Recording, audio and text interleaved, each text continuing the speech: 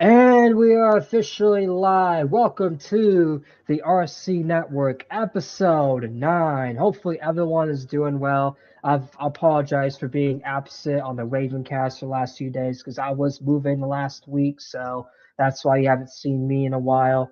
But we are officially back. We got a lot of great topics today. But before we get to the topics, we're going to go ahead and catch up with the panel. So before I catch up with everyone else, I just want to let y'all know, yeah, I've been doing good, been moving and stuff like that. How about you, Digny? How have you been since the I've last been show doing very Sunday? well. Yeah, I've been doing very well.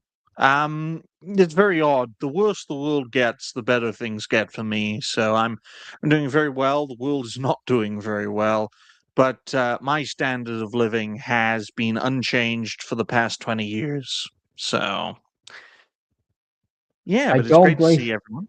I don't blame you. There's a lot of people that enjoy the world in chaos. And honestly, it's like, even though the world is in chaos is bad, it is entertaining to see the chaos sometimes. But sometimes the chaos could be outright just retarded and stupid, just depending on, what we cover and what the situation is. Because that's the thing. We live in a weird, odd world where anything can literally happen. Yeah, we live in a world, ladies and gentlemen, that can be boiled down as this. The more of an awful person you are, the more likely you are to succeed. Hmm. Simple as that. You can call it cynical if you want to, but from my experience, you want to do well in this world, be an utter cunt of a human being. Just be an outright piece of shit. Be an Yeah, outright just. yeah. But yeah, Sell let out it. your people, Sell bomb out your countries a people, lot. sell out your own Yeah. country, take money Mm. from foreign governments, and basically just, say fuck your own people and be a snake to your own homeland. What about you, Jim? How has life been since the last time we streamed? Because I know it's been a little bit since, I had to move and stuff like that. Well, the DLC came out for the game I talked about last, and yeah, since I tested it, it was free. So that's cool. Nice. That's really good. I see Torin is here too. Hey Torin, what is up? Seems like you Oh, came hey. here a little late, but hey, what's up? How's it going? You came in just in time too, because we're doing introductions. Ah, hello. How's Hi. life been since the last stream? Pretty good. All right, so now I'm gonna go ahead and get the first topic. By Honestly, all means. this first topic is funny as fuck, and I literally kept watching the video just to make sure this wasn't AI, because I did not believe this outrage was real. There's literal people getting mad over the Five Nights at Epstein video game. It's like, why the fuck you outraging over this? Like, come on, it's literally a parody game, and it's a game to literally parody Jeffrey Epstein. That's the thing. If you don't Well, they're want getting people, mad because kids are playing it. That's the thing, but it but that's still the doesn't thing. excuse it. But that's Kids the play thing. all It's sorts of edgy shit. I remember when I was little, we had all these flash games on the internet, and some of them were really edgy and inappropriate for kids, but people would play them anyway. Yeah, but that's the thing. So kids are going to learn the truth about the government regardless. Maybe if you Yeah. don't want kids playing Jeffrey Epstein games, maybe you should arrest the co-conspirators in the Epstein files. Maybe you should actually get the Epstein case resolved because nobody in the Epstein list has gotten consequences. And you can't be mad at a video game for pointing that out that stuff like that exists. And not only that, but the video game wasn't even targeted to kids. Kids are just playing it because that's the thing. Epstein's trending because the government didn't want to release the files and were pressured by independent medias and people like Thomas Massey to release the files. The Epstein files wouldn't even be trending if it wasn't for the DOJ hiding them. When you hide something, more and more people are going to want to know, and it forces you to tell the whole public because that's the thing. The public hears something hidden, they're going to ask questions about it. So let's leave Exactly. this. Hmm. So let's leave Well, this I'll read article. this. All right. It'll give me something to say. Courtesy of Hustle Bitch, which is a funny name for an ex user. Are you a hustler or are you a bitch? Or are you both? I have no idea, but quote, kids are addicted to the Five Nights at Epstein's game and they're playing it on school laptops based. This isn't some underground game. It's spreading fast through schools, based. Students are playing it during class, super based, on district-issued laptops, right under the school's nose. Well, Yeah. how big is the school's nose? It might be a small nose. I don't know. And this isn't a normal game. I should know I'm a hustle bitch. Set on Epstein Island, real names tied to the case, actual Department of Justice photos used in game.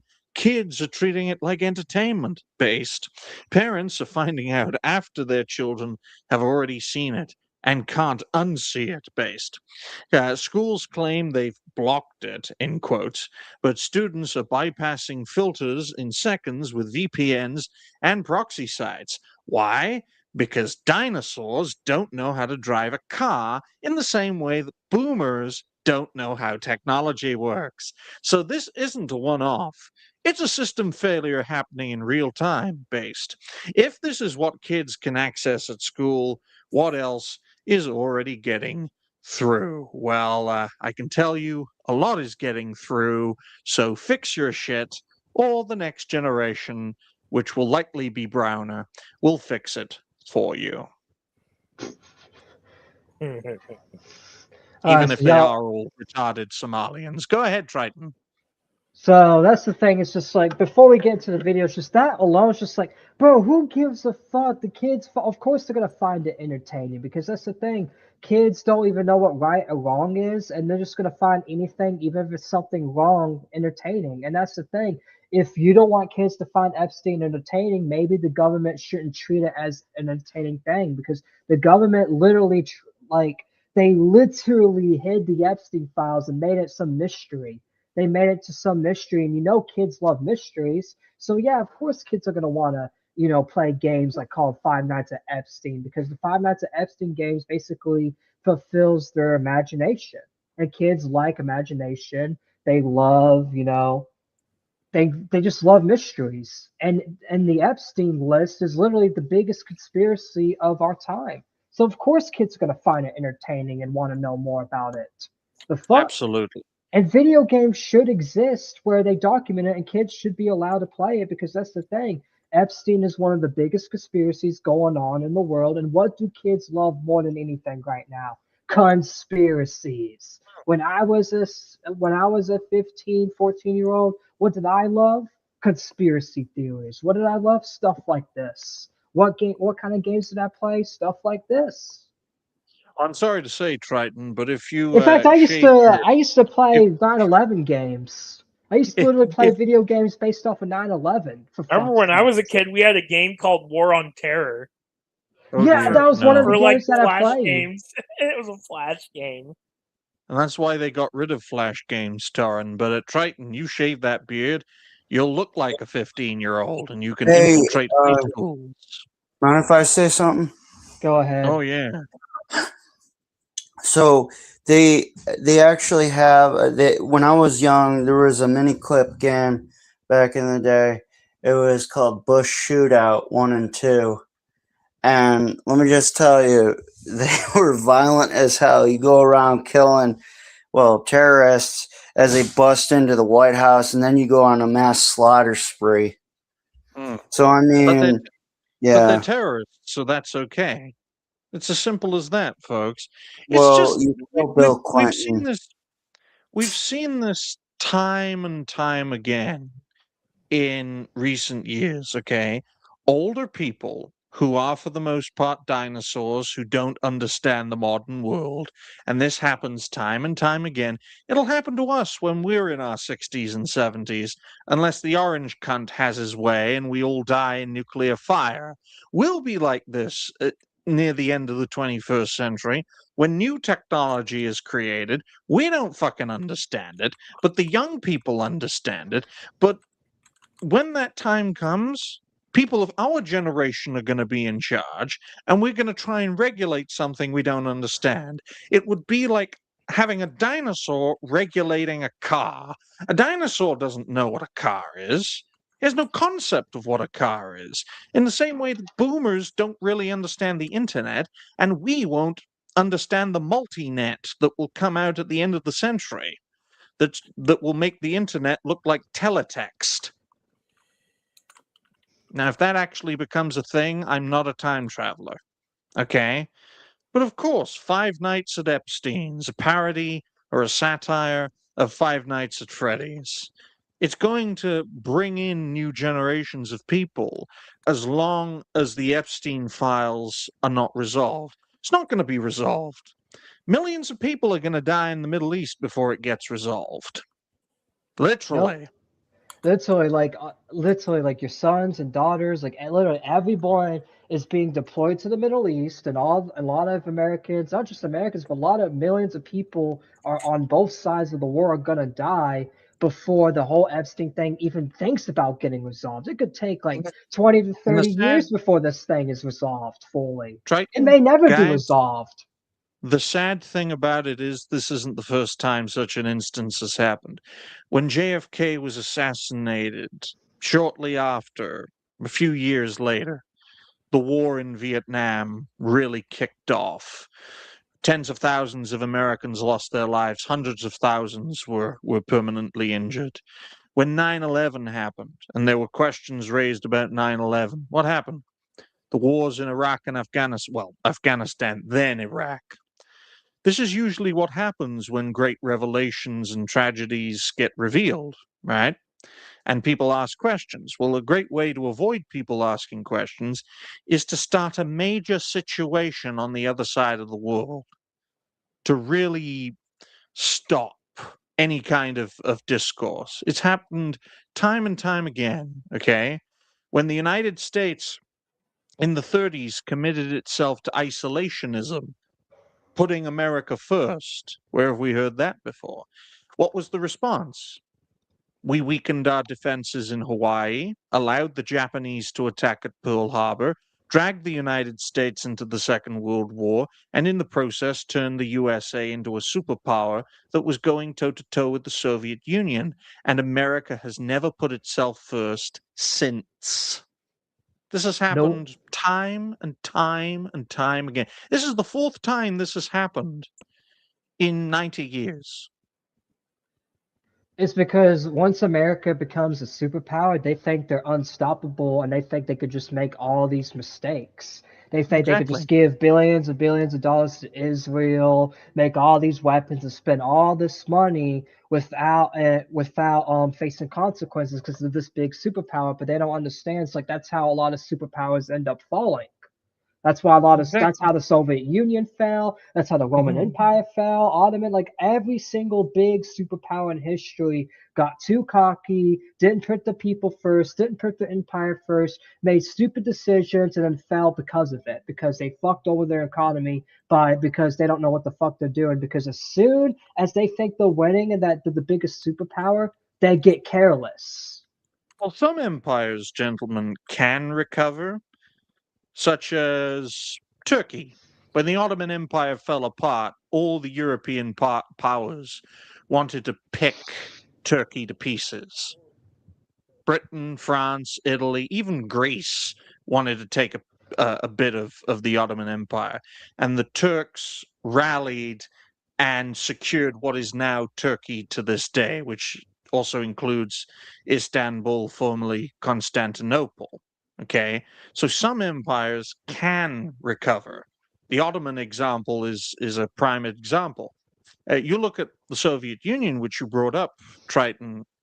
Russia, even to this day, has not recovered from the peak of the Soviet Union economically in the 70s, militarily in the No, they 80s. haven't. They haven't. So there are examples of empires rallying and surviving, not just collapsing in ruins. Rome is an example of collapsing into ruins.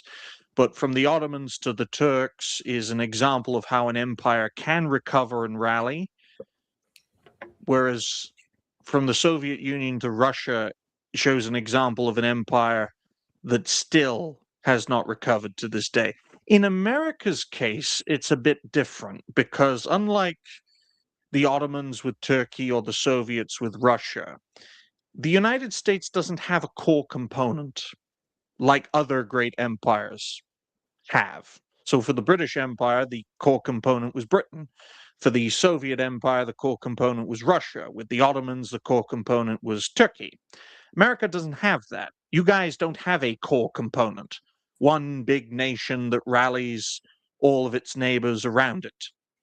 In fact, when you look at the United States, if the US is going to fall, it's going to fall bigly and badly. It's going to be like an egg. You know when you drop an egg and it smashes to pieces? That's what will happen if America falls, because there is no core that can keep it all together like other great empires had. So that's why it's going to be bad. Now, is Iran going to be the tipping point? I don't know. Might be, but we'll get to that later. Also, Gives Dan, me I'm enough time sending to think of you. something. If you want to come in, I'll send you the link in DMs here. I don't think you're, Looking at but I this, don't think you're though, wrong though, Digny, because that's the thing. Because Jeez. and to respond to chat, as I said, it'll most likely be split into 4 or 5 different countries. I personally think America, like if it falls, it'll be split to like at least 4 or 5 different divisions of America, because I don't think the Americans itself will go anywhere. But problem is we can't even get along within the inside of the Well, branch of America. Rome, And I feel like that's, and Rome was, and that's the thing. A lot of yeah, these empires had the same mistake. Rome split in two. The western half didn't survive half a century. The eastern half survived for about Way 1,000 longer. years.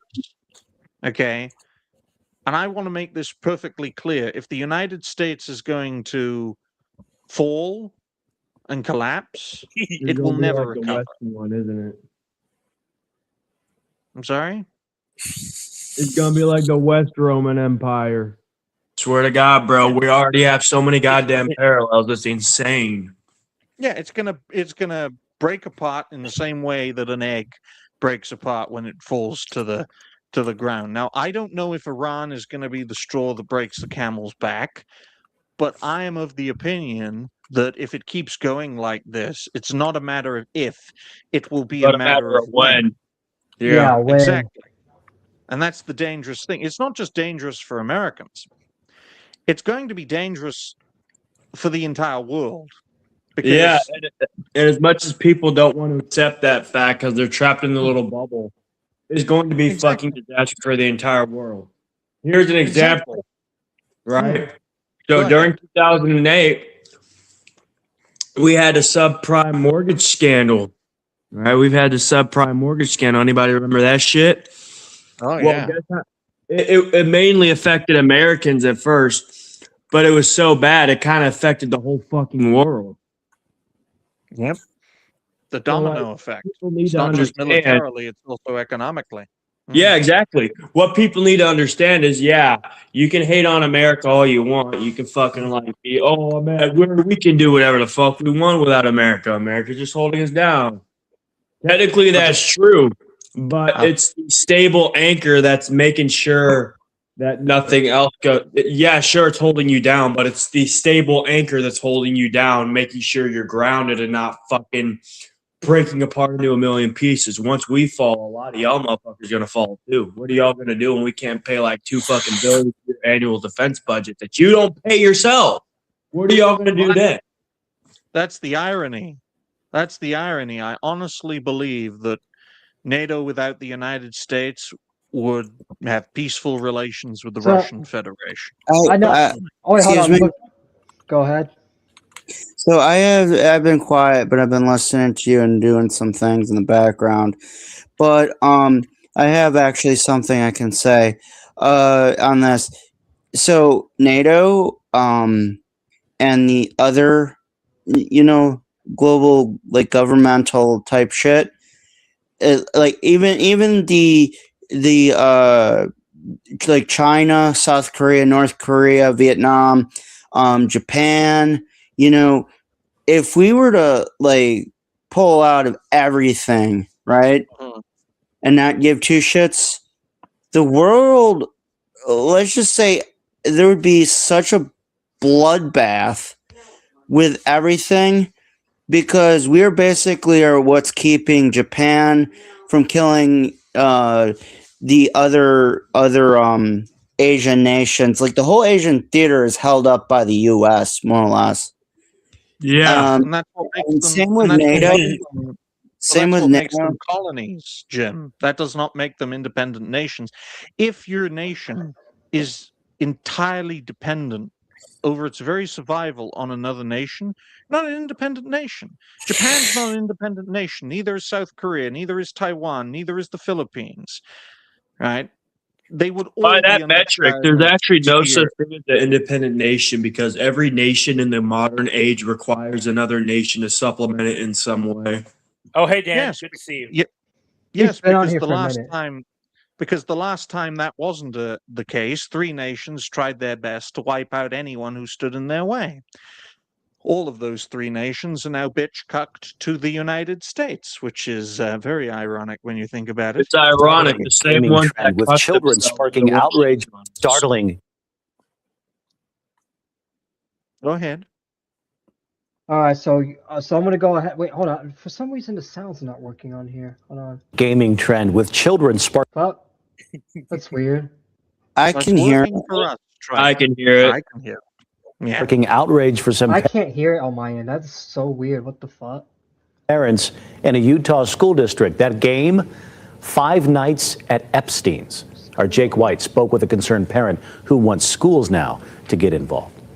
Okay, hold on. Wednesday, Pause parent- this. Let me just state how fucking ridiculous this is. Ladies and gentlemen, you do not hate the mainstream media enough. It is not enough that they didn't report the Epstein files and kids or women or whatever the fuck getting raped and eaten. No, the actual problem is the fact that kids are playing video games mocking the fucking serial fucking child rapist baby eater. That's the biggest problem here. That's why it's like, that's why I called this ridiculous earlier, because it's like, bro, you're literally more mad at the video game than the perpetrator the video game is making fun of. That's Yeah, classic tactic. Like It's a like classic this tactic of the mainstream to be outraged at parodies of the situation, but not at the situation itself. I It's understand why. Now I understand why in some places mainstream journalists get fucking executed because this shit is retarded. You can't. Like in You North can't- Korea. Yeah, because like if Uh, they should be lucky that they have freedom of the press because they'd better fucking pray I never get a seat in the presidency or you the see- country collapses before that. Because if I ever do get a Okay. position, they're getting so fucking regulated that they won't be able to lie by omission anymore. And that's the biggest Hey, reason guys, why they're you look- getting away with this you- shit. They lie by omission. You look at this situation, right? In Yeah. Europe, news reports like this of various topics happen all the time, where the problem isn't an issue, but It's the fake parodying outrage. the problem, satiring the problem, pointing out the problem is the issue. You see it in Yeah. Europe all the time. If it's happening in the United States, you're all living on borrowed time. Okay? Exactly. Well, yeah, it's the fake outrage too, because like I can go on Twitter. I was on fucking Twitter, and I saw somebody mention like, dude, why is the mainstream so concerned with the fucking game? Shouldn't they be more concerned about the person the game is made after? And you have some fucking retard who has like fucking MAGA US flag in his fucking profile picture. Dude looks like 50 fucking years old with this selfie on his profile picture too. And it's like, bro, he's fucking saying, well, this is ridiculous. This shouldn't even be a thing. And the Epstein files have no credence. You're just a Democrat hoaxer or some shit. It's always the same shit, dude. It's always the same fucking shit. I'm It's a being cult. hyperbolic as fuck. But the same motherfuckers that say, I love my country, don't trust the government, though, they're blindly believing something that I like to call an extension of the fucking government. And they're And they retarded. believe, and those kind of people are the ones that believe the government's narratives the most. No, Yeah, it's they're funny. dinosaurs. No. Hold on. It's funny as fuck to me because on one hand, you got the blue-haired weirdos on fucking SSRIs who rely on the government. Therefore, they actually have a reason to trust the government because they have to rely on the government to pay for their fucking expensive as fuck SSRIs and hormone therapies. Hold or on. whatever the fuck. I'm gonna read And this then on chat the real other quick. hand, you got these retards who are 50 plus years old, probably lived on a farm that's been bailed out 3 fucking times because you know they can't fucking manage it properly, I guess, and they're telling everybody to pick themselves up by their bootstraps and work hard, but they ain't had to do that shit. Meanwhile, like I said, they're sitting on a farm that's been bailed out 3 fucking times, fucking driving a fucking $79,000 fucking Chevy Silverado 4-door crew cab with fucking chrome accents, with them fucking gold sunglass aviators and some shitty fucking trucker cap with fucking U.S. flag embroidered on it. And they say they don't trust the government, but they're literally trusting the plan that the government has set in place. Like, dude, one of them is more hypocritical than the other, but in the same vein, the one that's more hypocritical is not as retarded as the one who's on the SSRI. So it's like, I want to respond to this chat real quick because it says in Europe you can get arrested for Muslim hurt feelings like it's Sharia law. Here in the United States, you can get arrested for anti-Semitism now. The worst part about it is it's not anti-Semitism because if you're fucking calling out, but that's what they call it. Exactly. Let's bring up that comment again, Triton. Okay. Go to Minnesota. Yeah, put him in the center. Let's see him. Yeah. It's on the screen. Yeah. The idea that Europe is any more fucked than the United States, I'll tell you this. Europe ain't 56% white. It's 74% white. Guess who's 56% white? The United States. Yeah, exactly. Yeah. All right. There are many Muslims living in the U.S. as there are in the U.K. It's just you go to Somali-infested Minnesota, you go to Muslim-infested Texan cities, and you tell me it's not a problem. Michigan, which is literally right next to my fucking state, which is actually fucking scary to think about. I'm like a 16-minute drive away from the fucking state border. Oh yeah. Oh, let's use another example, right? In the span of 25 years, Muslims went from killing 3,000 Americans in 2 towers officially to being elected mayor of New York. Yeah. Well, it's funny to me because that was if anybody wants to say like, oh, the 9/11 truthers or conspiracy theorists, there's actually less evidence to back up that 9/11 was actually staged than there is about the PSYOP on Muslims being forced into fucking America. By the Israelis. That's how batshit insane it's gotten, right? We had Islamic radicals from an Arab nation fly 2 fucking planes into big ass fucking skyscrapers. And everybody was pushed the narrative. You can't blame all Muslims. You can't blame all Arabs for this. They're just like you or me. They're susceptible to extremism, just like how some of y'all are too. But you know what? What they didn't take into account was, they may be susceptible to extremism like everybody else. All right, so let's go back. Let's get back to let's finish the clip and then we can continue. Sure, let's go. All right, 3, 2, 1. Well, y'all should start beating the fuck out of your cops over in the UK because they're like weak as fuck. They really Beat are. them with dildos. Beat them with Still dildos. just asking fellow parents in the Kurds community. All right, ready. Yeah. All right, let's go. If they've ever heard of a disturbing video game that her son admitted to playing at school on the laptop that the Granite School District provides. The game? I think it's disgusting. 5 Nights on Epstein's Island. That can be played on several websites for free, inspired by the popular video game 5 Nights at Freddy's. But in this version, you're on Epstein Island. Should I play this game on live stream? Yeah, you're cutting out a lot though. Yeah, my phone there is are shit. technical difficulties on your end, Dan. You seem to be popping in and out, sadly. But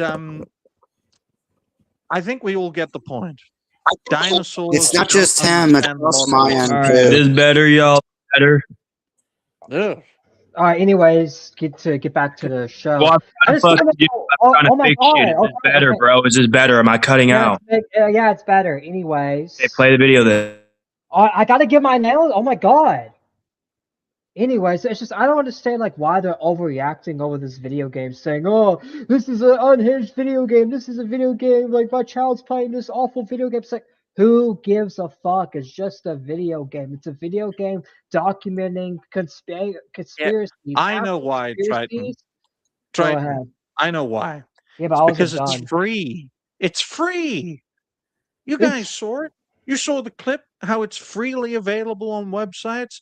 All these capitalistic boomers, pull yourself up by your bootstraps and rip off your neighbor. Don't love they want thy the tax neighbor. dollars Rip him from it. fucking off. Wait, hold Rip on, 'em hold off. on. Are you sure it's actually that, or is it actually more that those same boomers are getting exposed for actually raping and eating children, and they don't like that? Well, transparency is all well and good, but if no one is held accountable, then there's no need for secrecy now, is there? Well, yeah, but I mean, these are the type of people that know something is bad, and it's kind of fucking. They get mad at you for pointing it out, even when you can't really do anything. Exactly. And shout out to Robbie, who hasn't made any comment, but we like seeing his background. He Yeah, did say he was Robbie, gonna bring join. a fucking gun. Be funny with it or some shit. But Nah, I don't will think- point out right here, right now, that kiddos are raging against the Epstein machine. All power to them. The Epstein files will be fully released when everyone involved is dead. So, on that note, ladies and gentlemen, why don't we move to another topic that we can't do anything about, but we'll probably talk about the legacy of in a couple of years' time: the so-called Iran war. How about that? Yeah. Oh, I thought we were just talking about this. Let's We get into were, more but we're talking- detail with it. Let's get into more detail. And this one is like really fucking hilarious if you think about it. Yep. there's something Yes, it is. It's hilarious. We'll let Triton, set the stage. So basically, we've been covering the Iran war. We've been on top with it. And now Trump, because that's the thing, a lot's happened since our last coverage. Trump has given Iran a 48-hour ultimatum to basically open the Strait of Hormuz. Iran immediately declined. So then Trump decides to lie about peace talks going on, because he's like, I'm talking to the Iranian government. We're having peace talks going on. And then the Iranian government comes out and denies the peace talks going along. And now Trump and everyone are saying now they're deploying Marines to the island that's at the Strait of Hormuz. Basically meaning there will be troops on the ground. Troops on the ground is a move that the United States government has said they will do, even though they said at the beginning of the war that troops won't be needed. Now all of a sudden troops are needed on the ground, because that's the thing. Trump has no way out of this war. He has no way out. Because that's the thing. It's either he makes a peace deal with Iran, which Iran does not want to do unless their terms are met and they get payment and all that, and that the United States gets punished for it. Because that's the thing. It's like Trump only has two options: either make peace deals or go full on nuclear on Iran. And he definitely does not want to go full nuclear, because if he drops a nuke on Iran, it's just going to start a big world war. Because Russia said if they end it with nukes, that they will get involved. Exactly. Because, folks, let's not forget. Let's not forget. Only one nation in world history has used nuclear weapons offensively, and that is the United States of America. No nation should be lectured by the USA in regards to nuclear proliferation, because in documented history, only one nation has used these weapons. So by that logic, only the United States shouldn't have nuclear weapons. Because we're the only ones that actually use them. Not once. And not only that, but But we also provide all these countries with nukes, so it's like you want to say nuclear firepower is the problem. Technically, Guess who makes? Hold on. Let me fully wait. Let me fully finish on that because this is not done. So guess who makes the most money on nuclear power plant? The United States. We sell it to all these different countries, and we aid Saudi Arabia, Egypt, and all these other countries with nuclear power. So it's like, if anything, the United States is the reason why nuclear power even exists, because we keep giving it to all these other countries. So you're conflating nuclear power with nuclear weapons. Well, okay, it's the same thing. You know what I'm talking about, though. Nuclear weapons. Yeah. It's the same thing. It's not the same thing, but Well, it's not it the is same thing, similar. but you know what I'm talking about. Nuclear weapons. Well, yeah, but like we have to. I just had to clarify for the uninformed viewer that comes in randomly. But yeah, no, the single biggest reason why there's a shit ton of nuclear weapons in the world is actually because of us. At first, it really wasn't our fault. I mean, it was half our fault, and It the was other half our fault, and then we made it worse. Yeah, we made it worse because we're like, oh shit, Russia took our plans and made their own nukes that are fucking dog shit. Oh wait, Israel, didn't we help them motherfuckers literally just become a fucking independent nation? And now they're trying to blackmail us for it. Yes. We don't want the Israel experiment to fail. Pay them $2 billion and give them plans for the nuclear bombs. Okay, do that. It's like, bro, we are our own biggest fucking enemy because we have so many retards. Well, I would like to point out, folks, that historically there have been quite a few nations that have nuclear capabilities.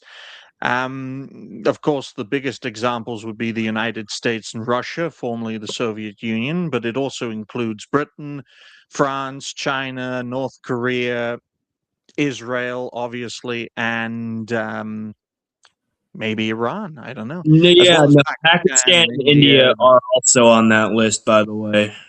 I don't like mentioning the Curry Muncher nations, but are we on the there first have been topic still or the nations. second They have topic? to be mentioned. It's scary. It's scary that they Okay, even I have them in wasn't the sure first because of the place. screen. But I just wanted to make clear for all of our viewers Oh wait, that there I'm are still looking nations. at the screen. My bad. I've paused. Oh, okay. Okay, Tolan, stop interrupting. I just want to let people know that there have been nations that have given up their nuclear weapons. The two most famous examples would be South Africa in the 1990s. They gave all of their nukes to Israel because it was the Israelis that helped apartheid South Africa get nuclear weapons in the 70s. And Ukraine, who gave up their nuclear weapons in exchange for territorial integrity with Russia, which turned out to be a mistake considering recent events. But in regards to the whole Iran situation, it's quite clear. Iran has been put on death ground by the United States and Israel. It cannot back down. We in the West have a history of raising the stakes every time we don't get our own way. And quite frankly, we know what the end result is going to be. Best case scenario, it's another Iraq. Worst case scenario, it's another Vietnam. In fact, the biggest worst case scenario is it's worse than both of them combined. Yes, potentially. And you can't expect to invade a country the size of Western Europe with 10,000 people or 100,000 people. You'd need at least 1 million, which requires a lot of manpower. And if I recall, that's like a big chunk of our fucking military, is it not? The United States military is like what we have like. There are 1.3 million active U.S. service personnel. There are about 600,000 reservists. So it would be just over 50% of America's manpower. I also want to cover what's on screen too, because this is the thing. President Trump is, in order for him to convince the American people that that ground forces in Iran is a good idea, he's basically putting it all on Mark Levin for Mark Levin to explain. Because here's what Trump posted on Truth Social. So he posted, also Trump is retarded. All right, anyways. Yes, all right, let me fully explain and then you can call him retarded. That's the thing. I agree with you. He is definitely retarded. So He says, watch Mark Levin interview of the brilliant Mark tonight at 8 p.m. on Fox News. We'll discuss the importance of hitting Iran hard. President Donald J. Trump. And then American Post has clipped Mark Levin's segment because I don't want to spend a whole 2, 3, 4 hours reacting to the whole interview. So this is Mark Levin is advocating for the deployment of American ground troops to Iran in order to extract the country's enriched uranium. President Trump urged supporters to watch Levin's show a few hours ago and is a regular viewer. Follow Oh wow, totally not biased at all. And I want to react to this full clip too. And that's the thing, because this shows that literally this is what MAGA is. MAGA is not the peace campaign. Trump and Vance are not the pro-peace candidates, and Mark Levin's going to explain what MAGA really is. And they're not even Make America Great Again. This makes America great again how? Because it makes Israel great again. That's Mark Levin's logic. If it makes Israel great again, it makes America great again. Because remember, these people say it like Ryan says it best. America's Israel. Israel's America. We're basically the same country because people control our government. 1984. It's double speak. When they're saying make America great again, they're actually saying make Israel great again. Am I right? Or am I completely fucking right? Because there's no difference between America and Israel. Yeah. America's sole purpose in the modern era, which is since the end of the Second World War, is to serve Israel since 1945. That's why America entered the war, to stop Japan, to stop the Axis. The Axis's main aim was to annihilate Judaism across the entire world.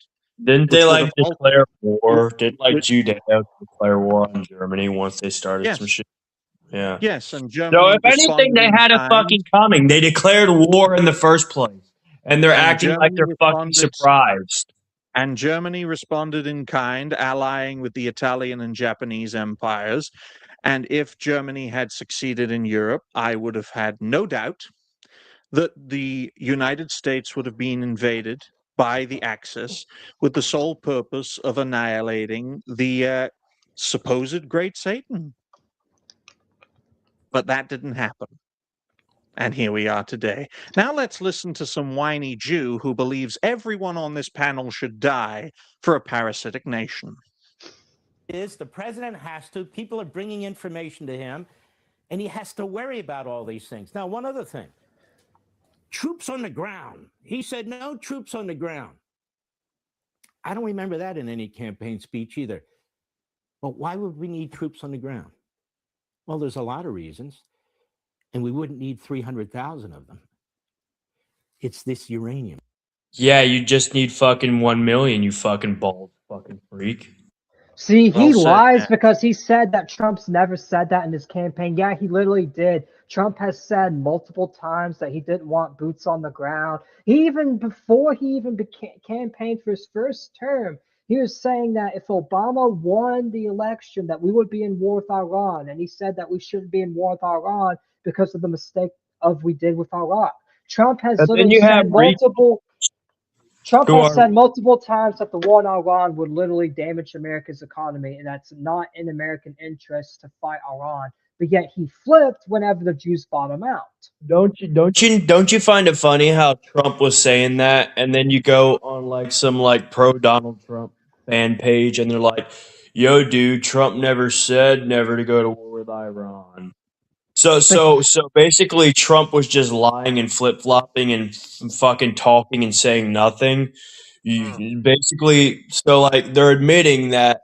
Yeah, Trump said shit about going to war with Iran. I would be against it before Obama became president.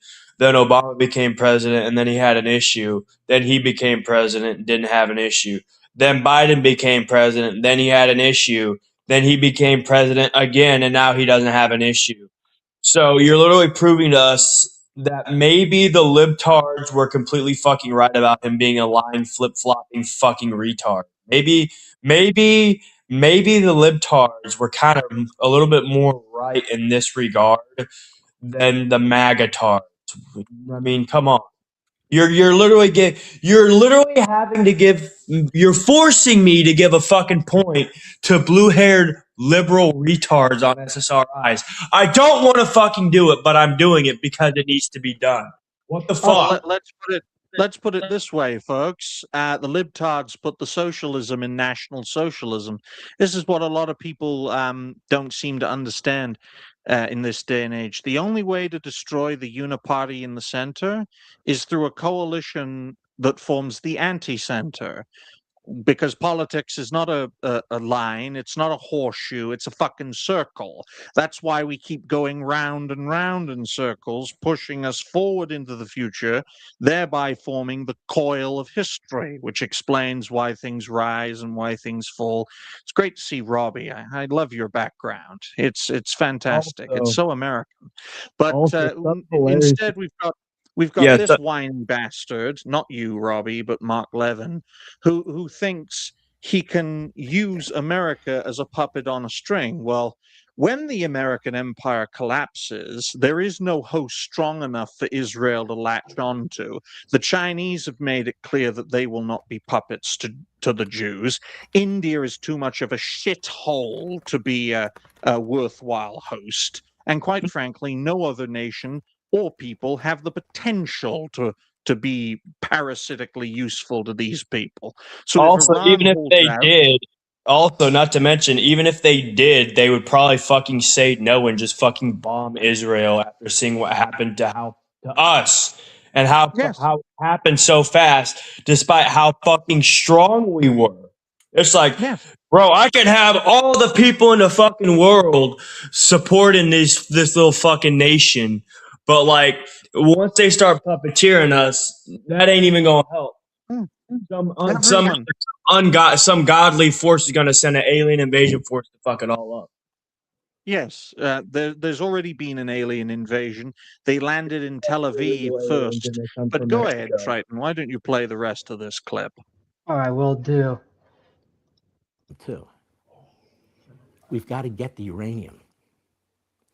If it cannot be destroyed, if it cannot be altered, we got to get it for the reason I just said.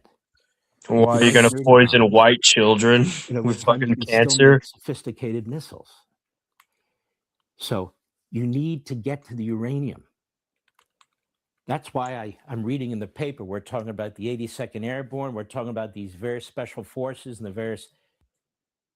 Can the 82nd Airborne and the regular special forces just take this guy to Guantanamo Bay already? He's a fucking traitor. Like, just why is he? And not only that, but once we get to the uranium, who are we going to give it to? Like, remember when we made fucker? Wait, hold on. Okay, hold on. Let me bring up the example, right? Remember in Venezuela, we made the argument that we need to take over the regime for oil. Guess who got the oil first? Israel. They're making the argument that America needs the uranium, but it's like, who are we going to give the uranium to? Not us. We're going to give it to Israel first. Ladies and gentlemen, clip this, by the way. Mark Levin says America needs the uranium. If America needs the uranium, we'll get most of it. But if it turns out that Israel's getting most of the uranium, make sure to plaster this on Mark Levin's face. If anything, I'm hoping to buy billboard space on Times Square and point this out, and then have a meme afterwards of a cat pointing and laughing at this fucking clown to really bring in the fucking point. Please fund that for me. It's only 29 grand. America has enough money to buy it themselves. They wouldn't even need to invade. It's just an excuse. Yeah, that's another thing. Like, Robbie brings up a good point. We have enough money to literally buy the uranium. It's just, that's the thing. It's an excuse so we can do Israel's bidding and not look bad. The Goyim need to fight each other. Morale will improve. The Goyim will fight each other until morale improves for the Jews. All right, wait, Dan. Let Digny explain. Let's face facts, guys. Let's face facts. Let's take Levin at his word and like, oh, we're doing this to get the uranium. Right. If the Iranians think that an American invasion force is going to successfully take their uranium, before the Americans have an opportunity, they will lure 1 million troops into their country and then blow their own country up. That's the kind of people we're dealing with. The same would apply to North Korea if we ever invaded North Korea. Forget about them blowing up Washington or California, as much as we'd love that. They will lure America's best into their borders and then blow themselves up. Also, chatter. Oh, hold on. Also, wait. I want to. Also, Carson J. Hey, no one's blocking shit. It's YouTube sensitive, but no, your chats are not blocked. So please don't accuse me of that. Thank you. YouTube blocks. YouTube fucking censors shit that could be considered fucking controversial, even on live chat. And also, not only that, but also maybe Iran killing their own people, over 40,000 dead just for protesting while the U.S. got involved. That's not why U.S. got involved. And quit lying. Quit believing the fucking propaganda. Don't get me wrong. Hold on. Wait. I'm not finished yet. Don't get me wrong, the Iranian government, they're not perfect. They do kill people over free speech, but that's not why we're invading them. You know that, right? You know Trump doesn't give a fuck about the Iranians. In fact, if we were invading Iran for the Iranian protesters, why did we bomb a children's school? Yeah. So why aren't we putting our boots on the ground in the fucking cities for peacekeeping operations? Why are we going straight to the Strait of Hormuz if we cared so much? I mean, let's also face facts, right? It's their own country. We didn't invade the Soviet Union when they decimated millions of their own people. We didn't invade China when the Chinese massacred millions of their own people within the last 60, 70 years. Why? Because by that time, they were both nuclear-armed states. Okay? The idea of using the deaths of 40,000 Iranians as pretext to invade is completely useless. Because if Iran had nuclear weapons, they could kill 40 million of their own people, which is nearly half their population. And we wouldn't do jack shit because they'd have nuclear capabilities. In the same way that in the 90s, when the North Koreans starved a tenth of their population because of the arduous march, the United States didn't intervene and invade to save the poor people of North Korea, because the North Koreans had nuclear capabilities. They didn't have nuclear weapons. They had nuclear capabilities, which means they had nukes. They just didn't have a delivery system. So if you had invaded, they would have blown their own country up. And they're not beneath doing that. The Iranians are not beneath doing that. If the Japanese had nukes when it was, worship the emperor as a god, they would have literally blown their own nation up before letting Yankee Doodle dandies bitch cuck their people to the point of anime, which is what it is right now. Also, keep in mind that when Digny says that these people in Iran are not above doing that, dude, he's not fucking lying. You can literally find footage of these fucking people sending their children up to U.S. service members with bombs strapped on their fucking chests. Yes. They're not below doing it, and they're sure as shit not above doing it. They will fucking do it. That is a lie. That was not true. Iran is so desperate they are even showing an RPG took down of a B-2 bomber. Yeah, they're using AI footage on that fucking B-2 bomber shit. But guess what? That fucking school was bombed. It's not hard to separate fact versus fiction, i.e., AI fucking generated shit. Because it's kind of hard for an AI to generate shit properly. It's not hard for consistency to be figured out when you research it. U.S. and Israeli officials both. Oh, I think Triton might have cut out. Yeah. Okay, folks, I'm taking control of this car because if we're going to crash it, I might as well crash it. Let's face facts, folks, right? Wars are not won in the air. They're not won at sea. They're won at land.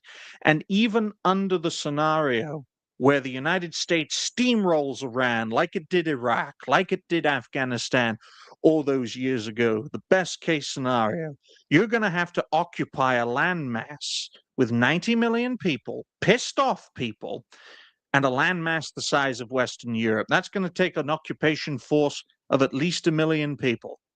And even if it leads to a best case scenario Iraq war style situation where there's a democratic government, they have their own elections, and then we can leave in peace, even under that scenario, you will see the rise of an Iranian ISIS that will rain fucking hell across the region for a decade. Under that scenario, you will see hundreds of thousands, potentially millions. 1 million people died in the Iraq War. From 2003 to 2010, 1 million people. But they're brown, so we don't give a fuck about that. We're Americans. We are superior to the brown Muslim folk. And then we wonder why they blow up our cities when they come here. The great irony of the situation. But It also even doesn't under help the when they come. scenario where You have all these Iran, retards. what was that, Sorry. Dan? It also doesn't help when you come here, you have all these self-hating retards, and they're like, oh, Americans hate themselves. They must not care if I just fucking bomb them. Like, it's literally just like, bro, first of all, we go over to their fucking country and destroy it. They make their terror cells. We don't really enforce the fucking laws here as well as we really fucking should. And then we say we have people in our own fucking country that say we're like, they hate their own country. Why wouldn't they fucking take the chance to fucking bomb it, bro? They literally, every sign points to like, oh, I'm justified in doing it. They hate their own country and they're not doing anything to stop me. Well, Dan, Why Dan, wouldn't they fucking do it? I was just talking about the best case scenario. I No, haven't you even can't. mentioned We the can't worst do that case anymore. scenario. The worst case scenario is always going to happen, no matter what. Okay, You always well then, have to- the worst case scenario is America invades. The Iranians push the Americans back. America is humiliated internationally.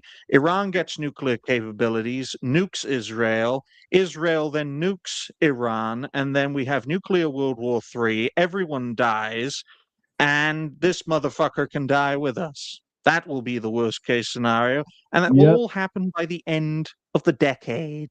Yeah, well, isn't that kind of what was predicted in the Book of Revelations anyway? Hellfire raining all over the earth or some shit. Yeah, Well, actually, then I yeah, can it only was. then I can only hope Warrior Jesus comes back, slaughters 99.97% of the world's population, leading to only 144,000 pure Christians from 12 churches alive, and they will live in paradise on earth for the rest of fucking time under the Supreme Lord Jesus Christ, while the 99.97% of the population burn in hell for eternity, which will likely include all of us and this cunt. So on that note, Triton, if you're there, play the rest of the clip and let's Yeah, I'll listen play to the this rest of whiny the clip. I'm going to play the rest of the clip, and then we're going to get on to our to the final topic, which is Bibi Netanyahu funding Hamas, which will be a really interesting topic. But yeah, I'm going to go ahead and let this fat, ugly piece of shit, traitorous fucking Jew finish his point, even though I hate this guy so fucking much. Military services and so forth. He's not talking about sending regular army and infantry in by the hundreds of thousands. The men he's talking about, the units he's talking about, they are specialized. And you know what else? I remember from my days in the Reagan administration. Many of them are trained for a moment. By the way, like someone's this, typing. Please mute. to try and secure enriched uranium. Many have been trained for moments like this. I guess what I'm trying to say is we are in good hands.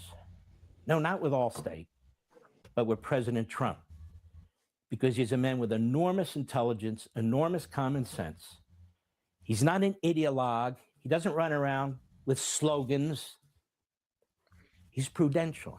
Oh, yeah. Facts. He looks at the challenge and he's dealing with it now. You might say, Dude, but he's that's so negotiating true. I peace. love my First of all, daddy Trump, bro. did you look at those 15 points that were in the media? Supreme You know Lord what that Trump. was? That was unconditional He said- surrender. Oh, dude, they Iranians got apparently said unconditional no. surrendered President so said, hard okay. up the ass. Who's up I will next? finish this topic, Triton, by saying the following. The only way you will get unconditional surrender from Iran is by cutting the heads off of 93 million Iranians. So on that note, ladies and gentlemen, why don't we move on to Bibi investing in Hamas while corruption cases rage? Because not every Israeli is a monster, folks. In fact, half of Israel wants Netanyahu in chains. Oh, also, before we go on to this topic, do we feel like we're winning yet with an unconditional surrender? I mean, didn't No. we just have one of our fucking USS Gerald R. Ford class supercarriers go back to Greece for repairs because of a fucking laundry room fire? And that's the official explanation, and it's most likely bullshit. Well, if that's the official explanation, that makes us look worse than if it got struck by a fucking missile. They should have just said it got struck by a missile, dude. Because, like, what type of fucking how the fuck do you let a laundry room fire rage on so long? Is the one who Go ahead, Triton. I didn't mean to play it right away. I was just pulling it up. But yeah, so here's the topic at hand. So it says Netanyahu accused of funneling $35 million a month to Hamas. Allegations claims Israel's prime minister authorized monthly Qatar funds to Hamas while under investigation, raising questions about covert financial dealings with a going on conflict. Hashtag Washington 9.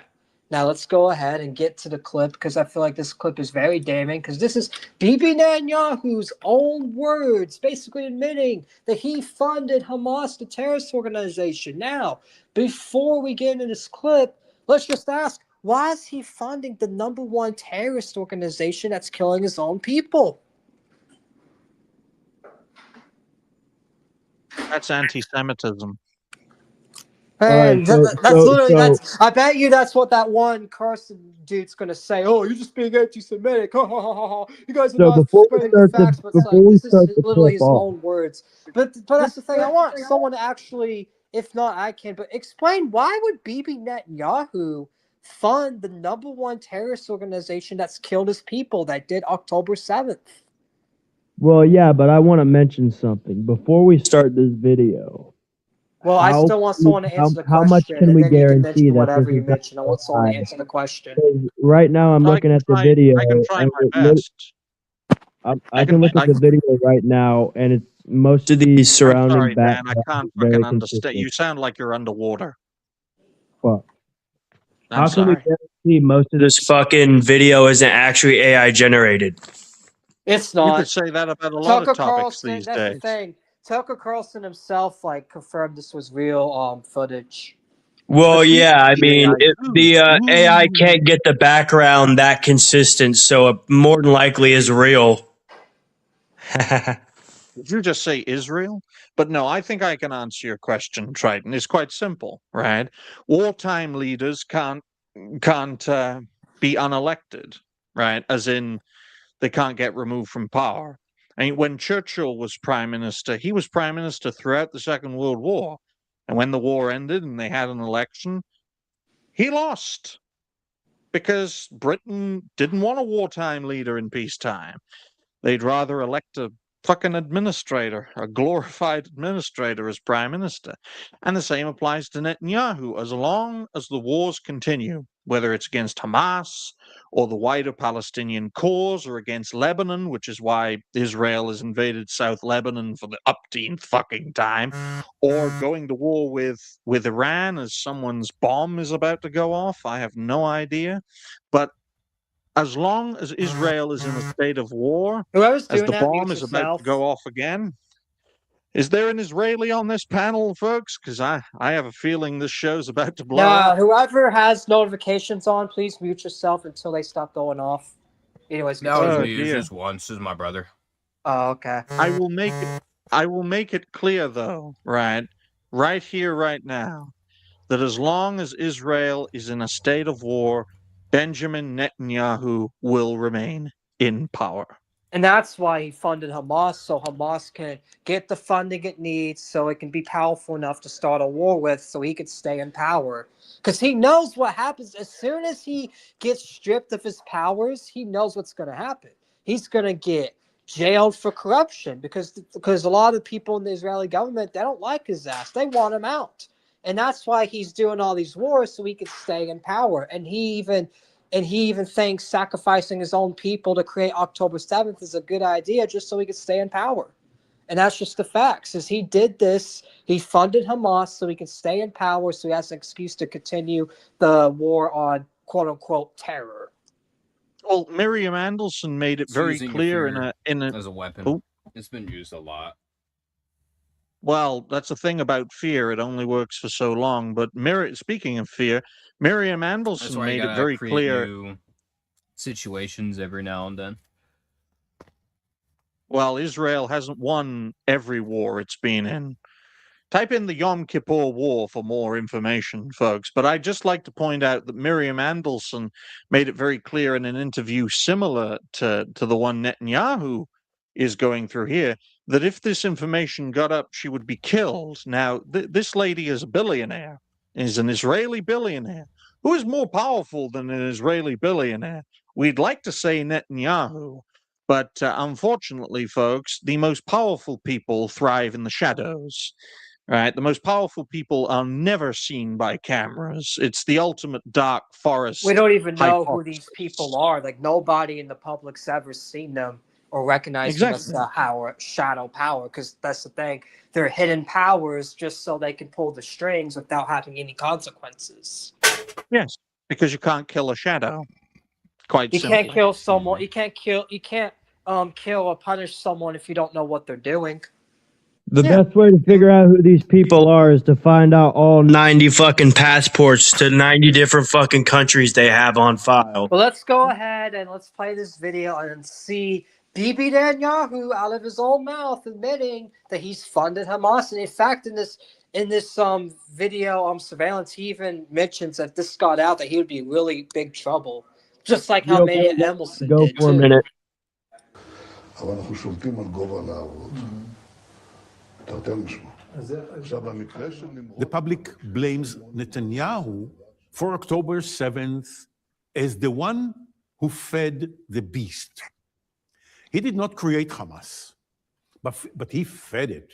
Netanyahu, who is against peace. And this is from Tucker Carlson's documentary too, just so if y'all wonder why these people are talking. And who is against having a Palestinian state, dealt with Hamas for a long time as a strategic friend.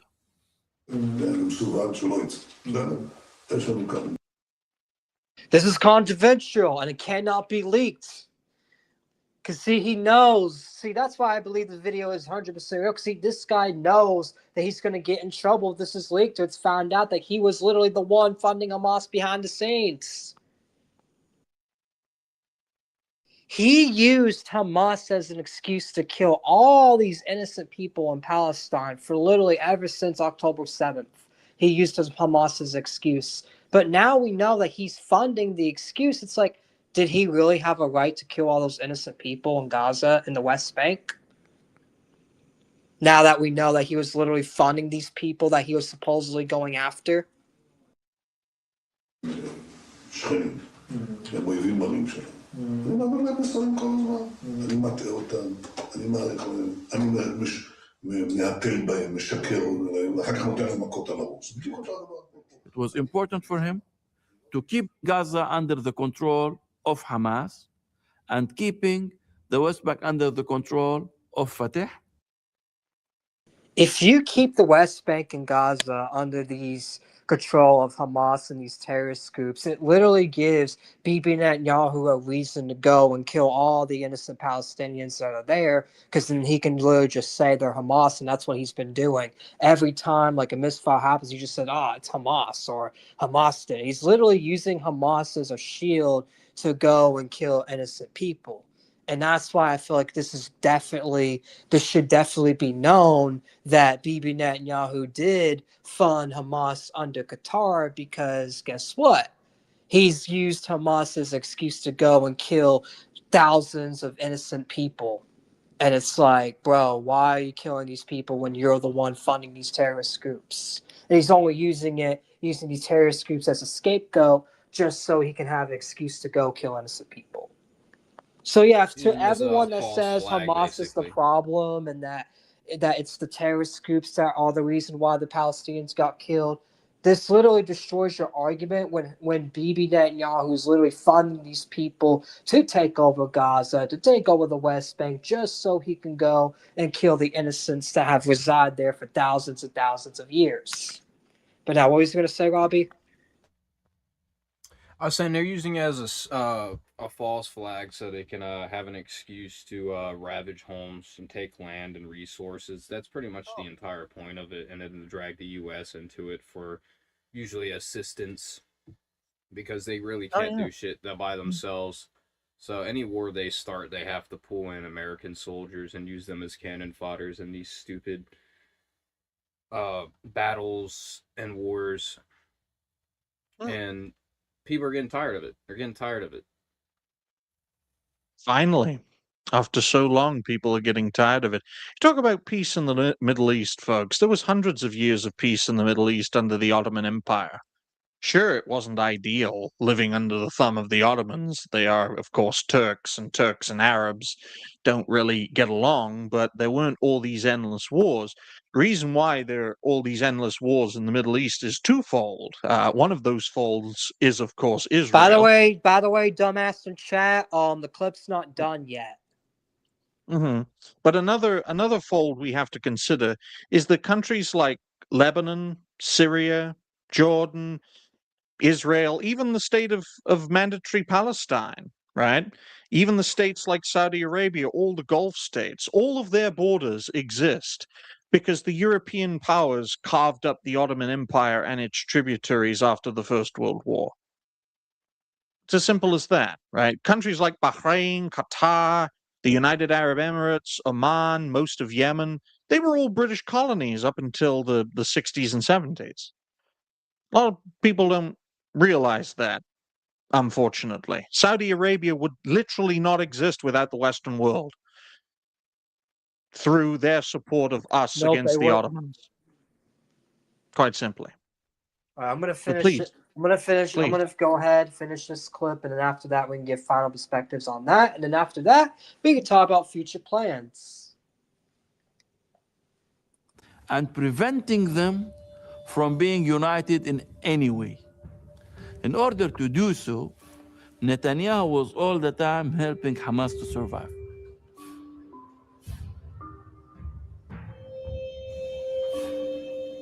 At the same time that he was under investigation, he arranged for Hamas to receive $35 million every month from Qatar.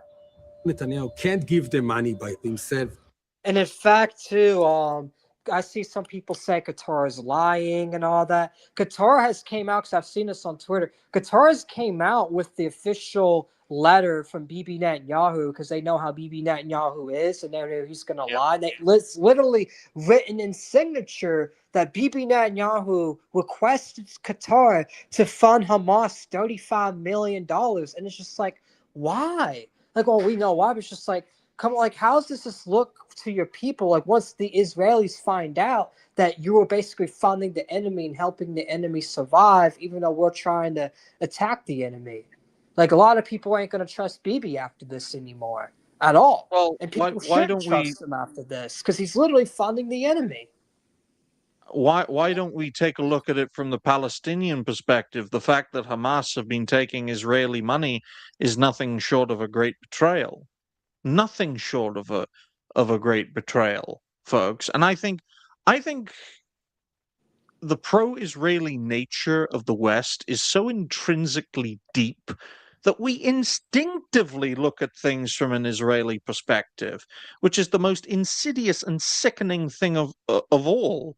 Even if we are against what Israel is doing in the Middle East, we still have this tendency, as Triton just did, to look at it primarily from an Israeli perspective. But you also got to look at it from a Palestinian perspective too. How do you think they feel that Hamas is being used as a reason for the Israelis to take over land, and then these people that are being kicked out of their homes, family members all killed and gone, their children killed, their churches destroyed? They find out that the people doing it were funding the people that they were claiming they were killing. So as a Palestinian, you question yourself. You're like, I've been lied to because I was called Hamas, but turns out these people were funding Hamas. As a Palestinian, I would be pissed. I would question the world. I would not trust anybody from any part of the world ever again. But Hamas is not an old organization, folks. Everyone on this panel is older than Hamas. This is an Yes. organization that emerged in the mid-2000s as a militant wing of the Palestinian cause that, in a hostile takeover, took over the Gaza Strip and made it their own, while the folks in Fatah, which is the more moderate elements of the Palestinian cause, took over the West Bank.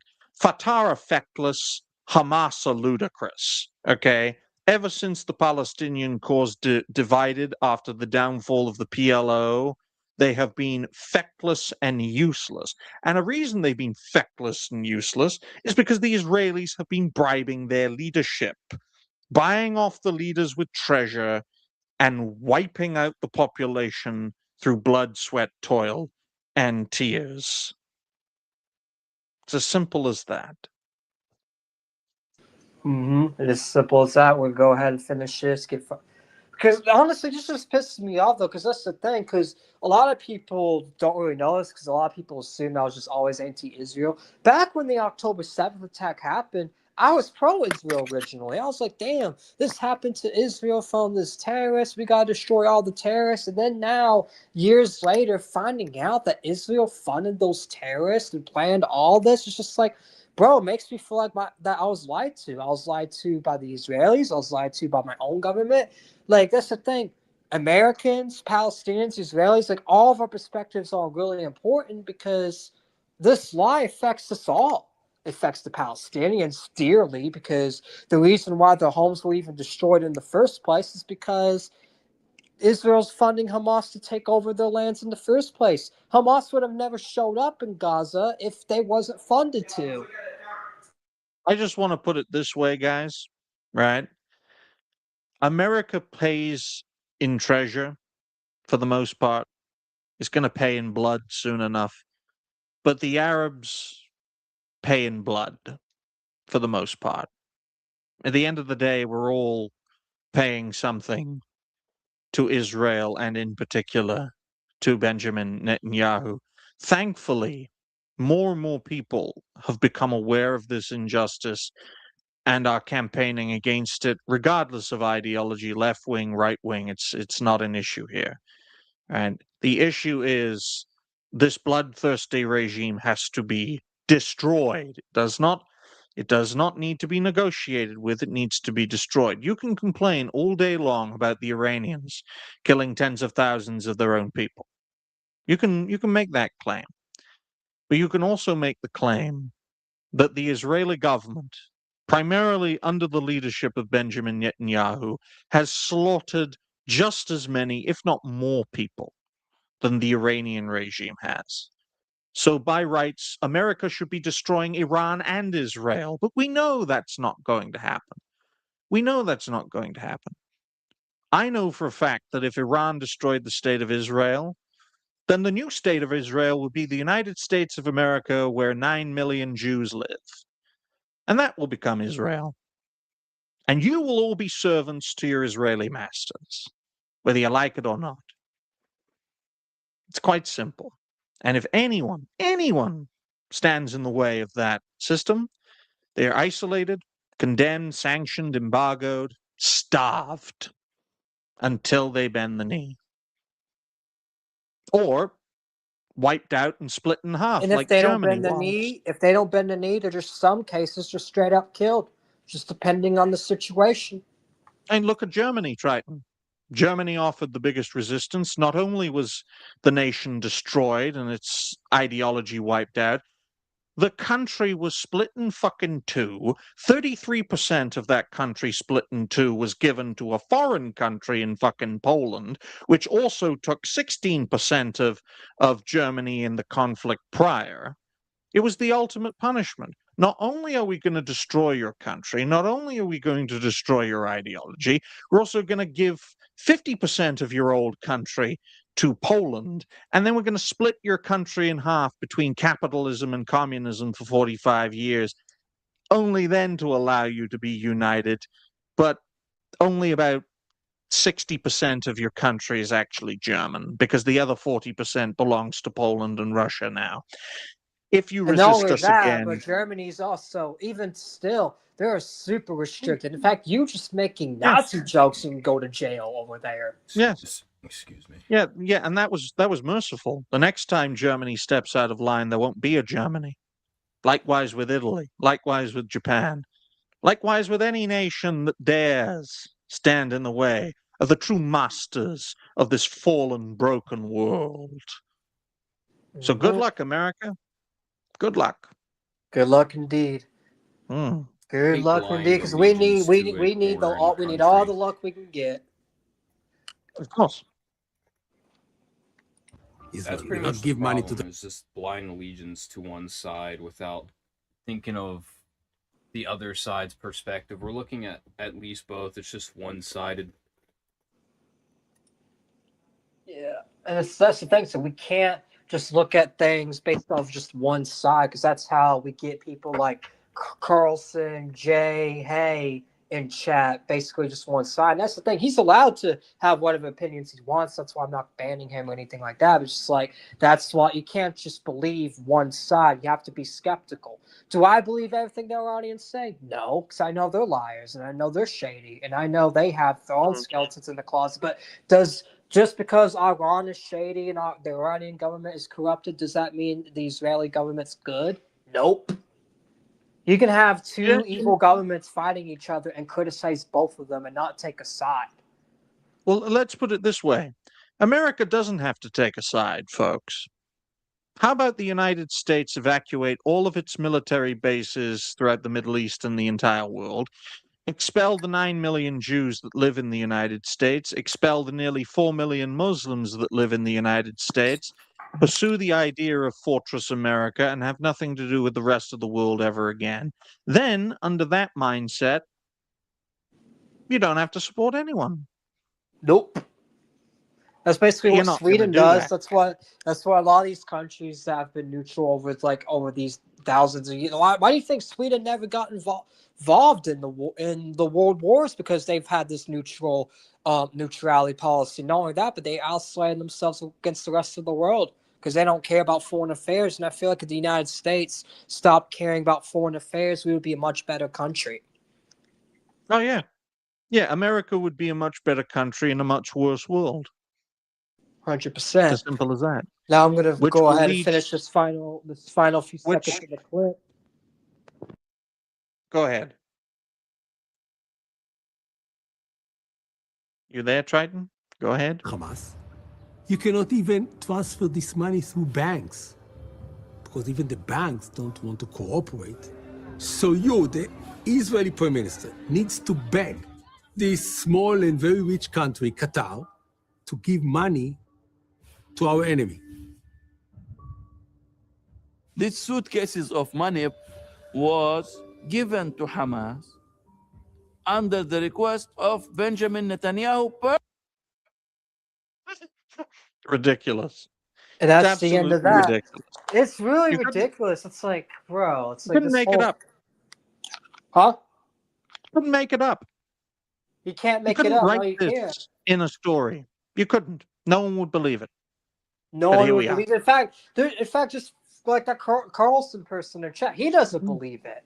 A lot of people don't believe. They just think this is just made up. It's like, that's the thing. Unfortunately, I know for the few pro-Israeli people that are watching this that somehow found this channel, even though I've always been critical of Israel on this channel, I know if you guys, y'all think, oh, this is just some made-up shit. No, this is reality. This is unfortunate reality. I wish this wasn't the case because it kind of makes America look stupid because American media has been telling you ever since October 7th how bad Hamas was, how Hamas is killing Jews for no reason, how the Israeli governments are victims and all that. Then as an American, you're like, wait a minute, we've been lied to. And not only that, but the worst people that have got it the most are the Palestinians, because the Palestinians are being killed and they're using this Hamas group as an excuse of them being killed. And turns out Bibi Netanyahu is helping that group survive just so he could go and kill the innocent Palestinians and use them as an excuse. I don't want to be nasty to my American friends because almost, I dare say, everyone else on this panel is an American. However, the idea of interventions being a modern thing couldn't be anywhere further from the truth. In the span of 250 years, the United States has invaded a total of 80 countries. It has literally had at least one foreign intervention for every 3.5 years of America's existence, with the highest rate of foreign interventions being during the Cold War. But there are documentations of foreign interventions throughout every period of America's history, from the Barbary pirates of the early revolutionary period all the way to the Iran war of today. Foreign interventions, whether they're invasions, occupations, bombings, covert operations, regime change operations, foreign intervention is bread and butter of America's DNA. And the highest percentage rate of that has been in Latin America at 34% of all foreign interventions. So it's not a bug, folks, it's a feature. If you want to stop that, well, you can't have a United States of America anymore. At any point in its history, you will have to become something new. And I don't think Americans are ready for that conversation. Not ready for it. You'll only be ready for it when the United States no longer exists. And by then, it'll be too late anyway. Someone in chat Patrick in chat asked, would manifest destiny count as foreign intervention? Yes, without a doubt. The Japanese had manifest destiny. That's why they invaded China and Taiwan and countless other nations. World War II was the biggest. Guess who asked America for help? Lots of nations asked America for help. Lots of nations, like a lot of the basically all the allies wanted America to join in the war. Yeah. France, UK, like they were begging for America's help, especially Britain, because Britain was the one that suffered the most besides Germany. Oh, absolutely. No doubt about that.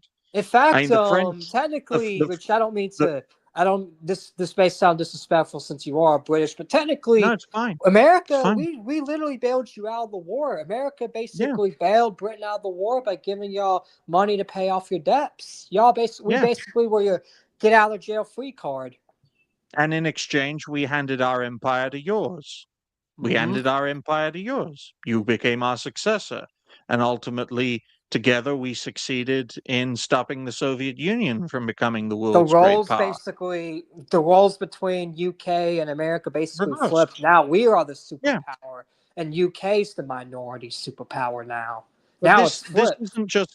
This isn't just an Israel issue, though, folks. Israel came into existence. Issue. Yeah, it's not only a worldwide issue; it's an American issue. Foreign intervention is part of your bread and butter. It's taken place during every single period of not just modern American history, but throughout the history of the United States.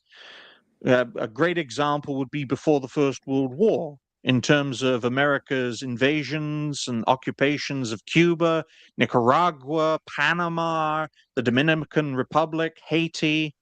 Of course, the conquest of Puerto Rico and Cuba, again, during the Spanish-American War.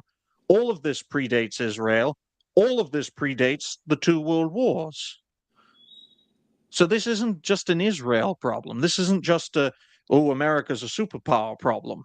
This is literally a part and parcel of America's history, whether you like to admit it or not. No, it is true, because we've always been involved in foreign conflicts that have none of our business. We always got into stuff that had nothing to do with us just because we wanted more land, because we wanted to be better than the British Empire, basically.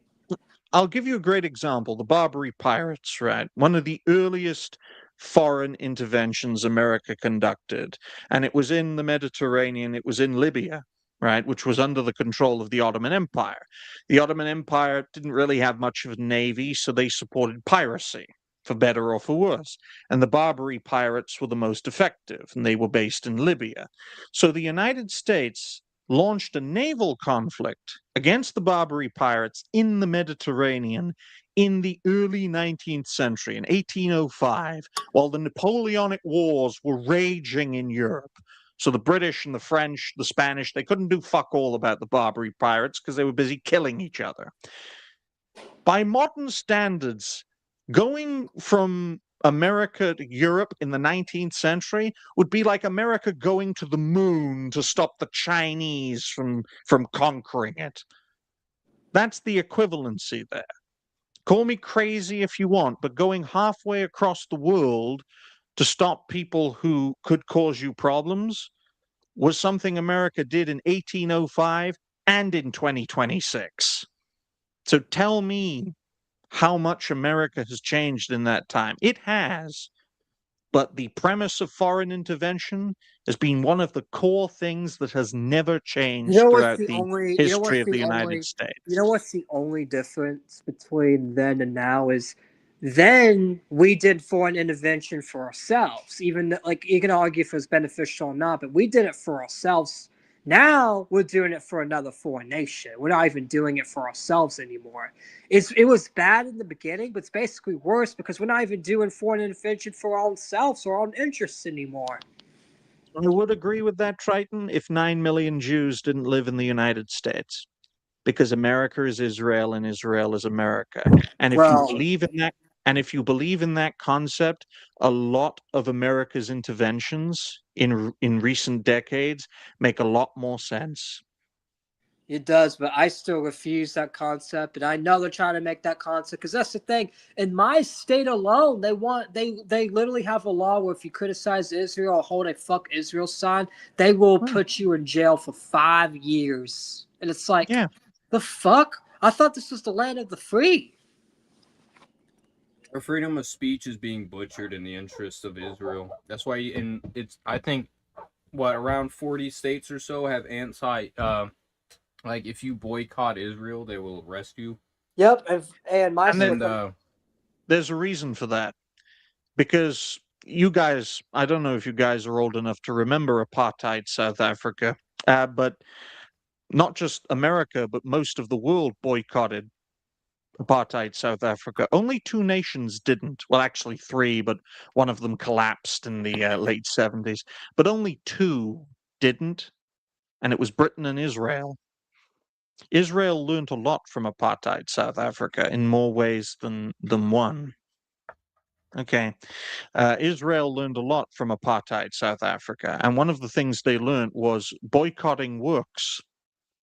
That's why they made legislative efforts, not just in the US, but across the world, to make boycotting Israel a criminal offense.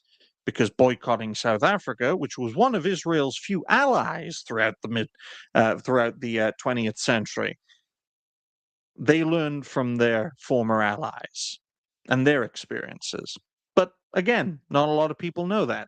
Just like a lot of people don't know that South Africa's nuclear capability came from Israel. And when South Africa gave up its nukes after apartheid ended, all the nukes went to Israel. The more you know, gentlemen. In fact, one of the reasons apartheid South Africa lasted as long as it did was because of Britain and Israel sanction busting, which allowed South Africa to trade through Israel and Britain and from there to the rest of the world. Mm-hmm. Basically so. All right, so is there any final perspectives on this topic of Bibi Netanyahu funding Hamas? Is there anyone that wants to give their final perspectives before we move on to future plans? Digny, got any more? Oh, I've got something to add. Go ahead. Bibi will die before he ends up in prison.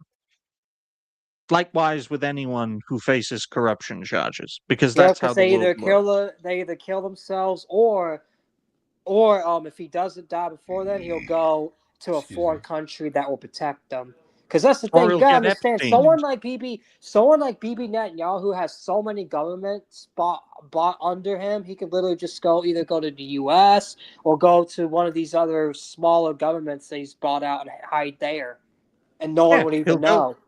He'll go to a country that Americans can't even find on a map, like he'll Burundi. Probably go. I bet you. He'll go to one of those African villages and hide there.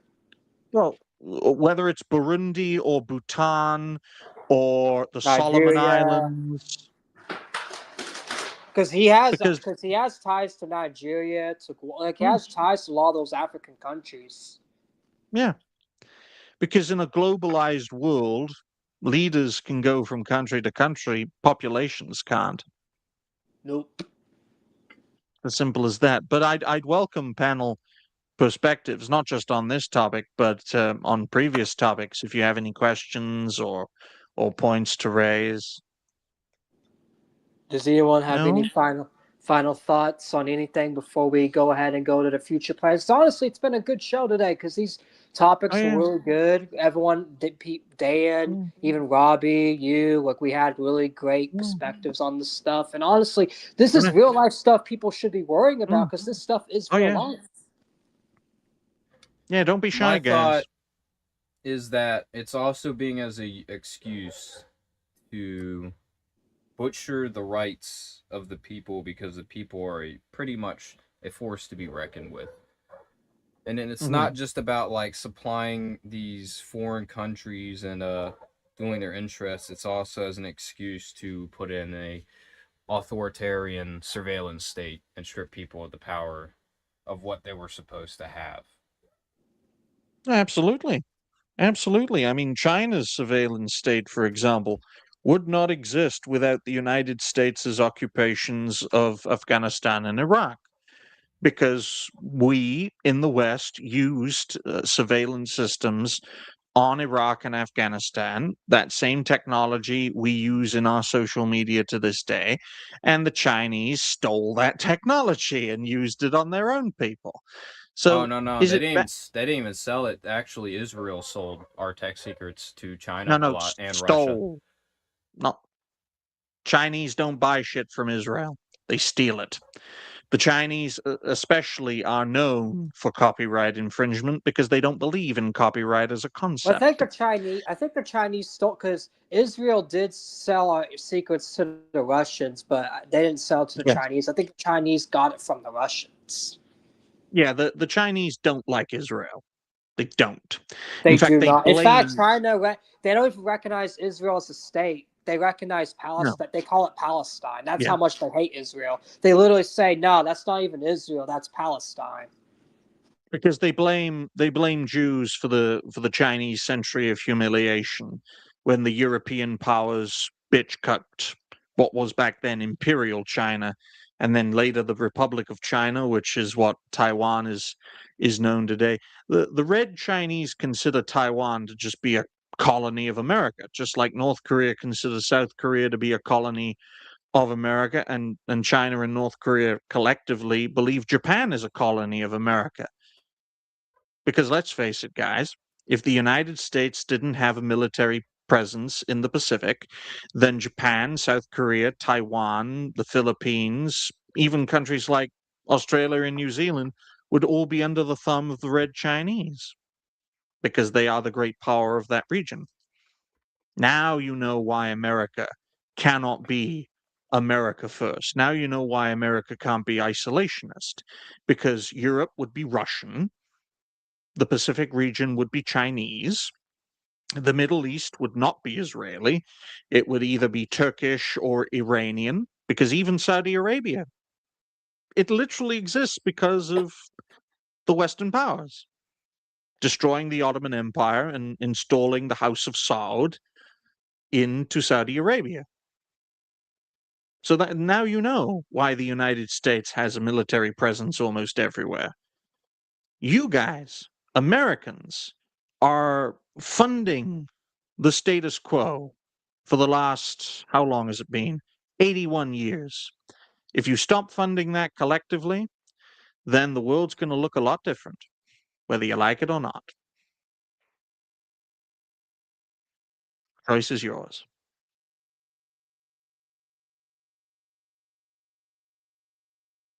I just love that silence. All right, like so I guess, everyone. I was waiting on seeing if anyone else, I guess everyone's done with their perspectives.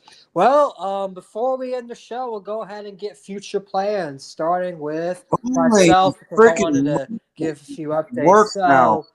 So Hey, Wait. What do you want, Jim? I was trying to say shit and the fucking mic was fucking up. Well, before you get to future plans, go ahead and say what you wanted to say about everything. So basically, so my general theory, right, is that at some point down the line, the world's gonna when the U.S. ceases to exist, because let's face it, more or less, when people talk about the end times, they never bring up United States. The United States basically dissolves. You know what I'm saying? They always talk about like how Israel will be protected by God type shit, and Russia's gonna make a move with all these other entities, and it's just like, okay, so that's great. So where is the United States? What happened to them, and why isn't the world in more of a mess? Because they portray it being in like it's about to overflow, but yeah, they don't it's like I keep trying to grasp my head around. So where is the United States in this? But then I'm like, oh wait, we are already tilting that way. Well, Jim. There was a world before the USA. There will be a world after the USA. And I think this is something Americans are uncomfortable with as a concept. Quite frankly, no people who are citizens of great powers like hearing the fact that their time has come and gone. The British certainly didn't like it when they lost their world power status when World War II ended. The French didn't like it when their world power status was lost during the Napoleonic War.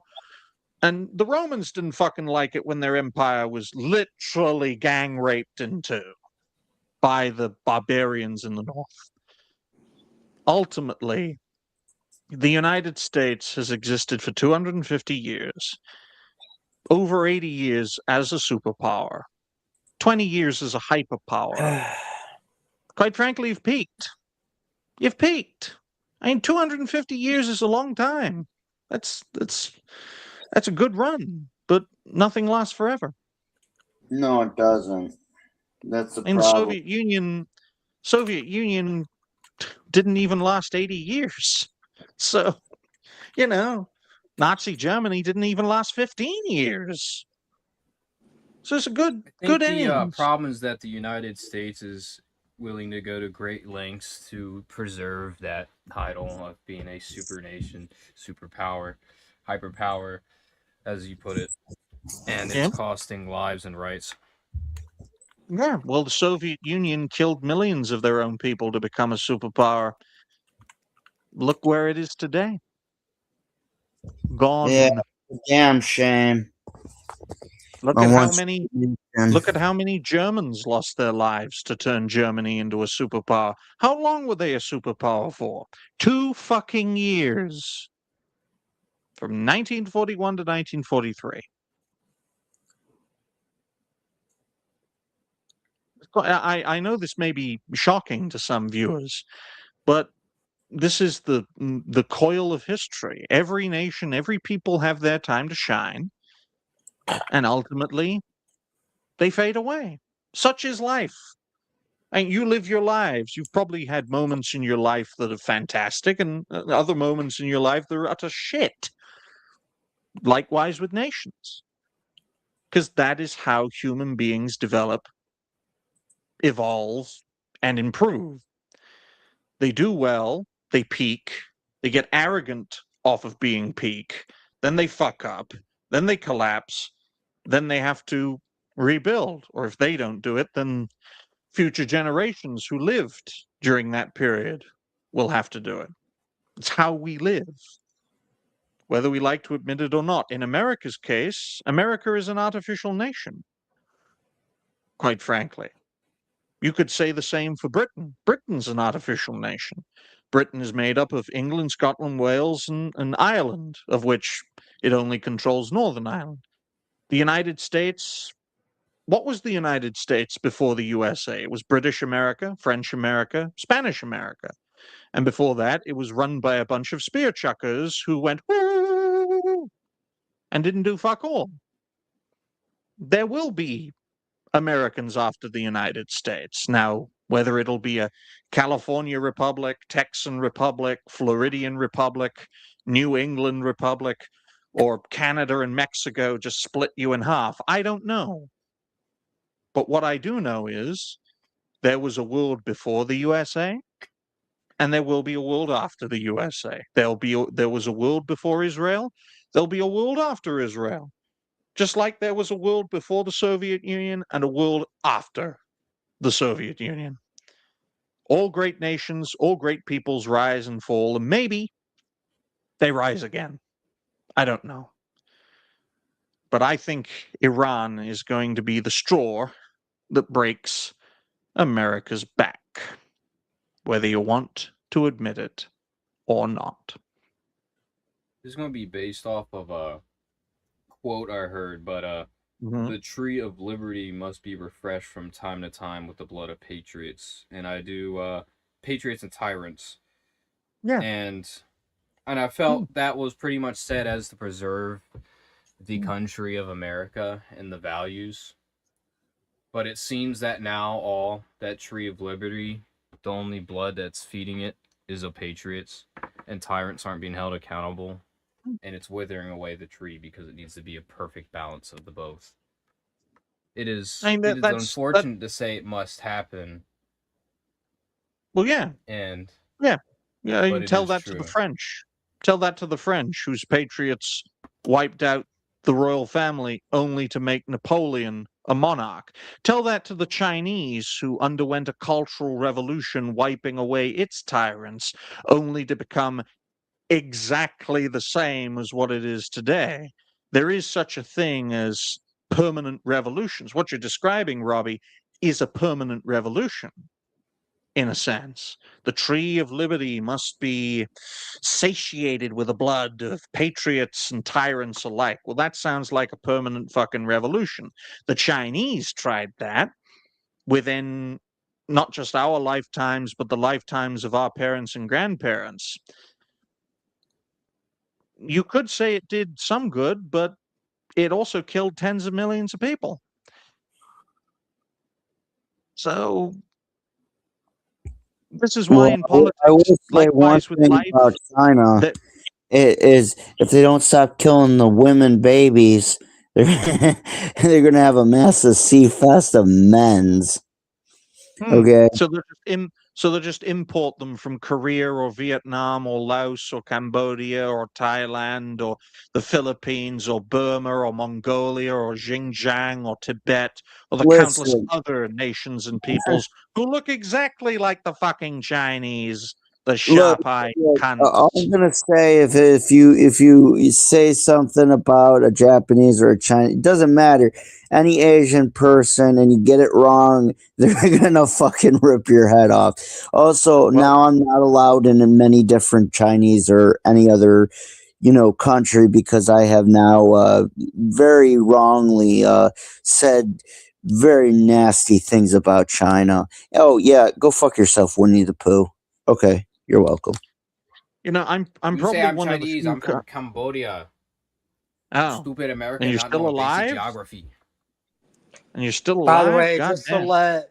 Oh yeah, Digny, did you know Torn was Chinese? Oh, damn. Can you see me? Can you see me, sharp eye? Huh?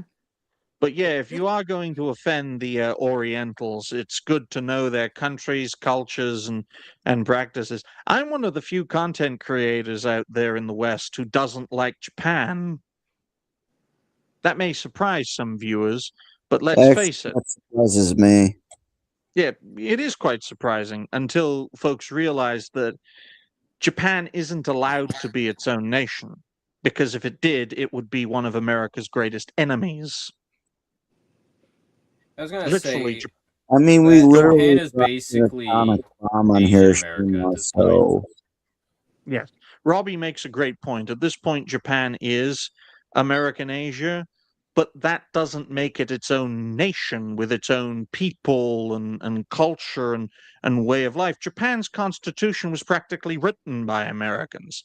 Does that sound like a free nation to you? Nope. I mean, not. they are learning from us. They basically do everything that we do wrong. No, because okay, hold on. Let me rephrase that. All right, so they're not doing anything that is wrong that we do, right? They're doing everything right that we do, but at the same time, they're having issues with birth rate shit. So that's one of the things. And there's a reason for that, Jim, because that's what happens when a nation or a people are prevented from standing by their own belief system. They will naturally destroy themselves when they go contrary to what they actually are. Japan is a fantastic example of this. So is South Korea. So is Taiwan. So is the fucking Philippines. And what do they all have in common? They're all under America's thumb. All of them. I'd say the main issue, because they're more about jacking off and stuff like that than having kids, because like the prices over there is humongously high, and the hentai doujin type scene, with anime is And where did they very get that? big. I can tell you the birth rate of Imperial Japan in 1941. It was huge. 6.7. It was huge. 6.7 kids per household. By the 1970s, under, well, not American rule, but under the American sphere of influence, it went below 2 in 1972, I believe. And then Pearl Harbor. Pearl Harbor basically triggered, because when we reacted to it, where we literally dropped an atomic bomb, and they had to rebuild everything, like that, and it wasn't just one bomb; it was 2. And I forgot the other. Yeah. What? And to be fair, America did help rebuild Japan. I'm not throwing that shade. I just want to make it perfectly clear that without the United States, these countries would not be as they are today. They'd be under the thumb of another great power. But even if they weren't, the only way they'd become strong enough to not be under the thumb of a foreign power is to be militarily strong enough to resist foreign influence. And that also includes America. So if you truly want America first, if you truly want to put Americans first, you pull out every trooper from Japan, South Korea, Taiwan, the Philippines, and all the other nations in the Pacific, just like you pull out all the troops from Europe and the Middle East. And we know what will happen. Europe will be Russian, the Pacific region will be Chinese, and the Middle East will either be Turkish or Iranian, because Israel would not fucking exist. Right? I want America to be first. I want Americans to stand by their own people in their own ways. Right? Above all else, I want that. Principally because it will benefit you guys. And a secondary reason will be you won't be the world power anymore. And you will actually have to face nations that can give you a bloody nose. And then you can get your act together. Because there's no better way for a nation and a people to get their act together when they have neighbors that can literally snap their necks. Like the Soviet Union, for example. When America faced the Soviet Union, there was no guarantee we in the West were going to beat them. That kept us in check. That kept us locked in, bro. And during the Cold War, we didn't win every conflict. Look at fucking Vietnam. Look at Korea. Korea was a fucking draw. Vietnam was a defeat. Thankfully, the Soviets lost in Afghanistan. My grandpa said that whole conflict with Korea and Vietnam was like everybody was just like the troops were basically criminals. It was a massive criminal like bullshittery that was going on. They were selling like the stuff that it was just awful. Just awful. Well, The whole Jim, the more things conflict. change, the more they stay the same. Because the same criminal activity in Iraq and Afghanistan. Let's gun down kids with attack helicopters. That was done in Iraq. It's done in Afghanistan. No one gave a fuck. Because America, fuck yeah. Do we want that to be a legacy for our children and grandchildren? Of course not. Of course Let's not. put Americans first and retreat from the world. Let us retreat. Let us flee. Let us run for our lives and put America first. And let the Russians, the Chinese, the Turks, or the Iranians be the great powers in their regions. And if our allies have to die, so fucking be it. Because we're Americans. We're number one. Bye-bye. Wait, Future plans. does this mean that the future of the UK would basically be like under Russia or like Muslim if America would Yes. you'd basically be gone. And if that is our fate, you'd basically be dead. I'm dead right fucking now under American help. What's to stop a fucking massive Iranian missile blowing up my house at this point? I mean, Because you're let's not face wrong. it, let Americans determine their own destiny. But in doing so, that means pulling out from the rest of the world, and that means a lot of people are going to suffer, a lot of people are going to die. America's going to be great. But instead of millions of people wanting to come to your land, there'll be billions of people that want to come to your land. And then America's going to be the next China, because then you're going to need to build a massive wall, just like the Chinese did, and you're going to have to kill billions of people. But they don't matter. They're not American. That's America first. Okay, And I gotta that's why, get going, guys. Yeah, that's all right, Jim. Don't worry. My future plans are to go to work tomorrow and play more of my expansion for my game. All right. Good. See you guys. Good. All right, you take care, man. I have contributed nothing to this conversation. My future plans, folks, more videos, more shows, more videos from said shows. And I just want to make it clear, right? There's a reason America is where it is today. Last time Americans put themselves first, Japan blew up an American city. So thank you. So Toron, what about your future plans? Any good animes or anything you're watching this week? Toron? Huh? What? Oh, I said future plans, like anything, like any good video I'm not doing games, anything anime. special this week, though. I'm getting a colonoscopy on Wednesday. Oh, I had that in 2016 because I was pooping out blood and all that. And you know what's funny? They did the colonoscopy and they said that I was lactose intolerant. It's like I'm not even lactose. Man, that whole thing was just dumb. But yeah, I know what my problem is, probably.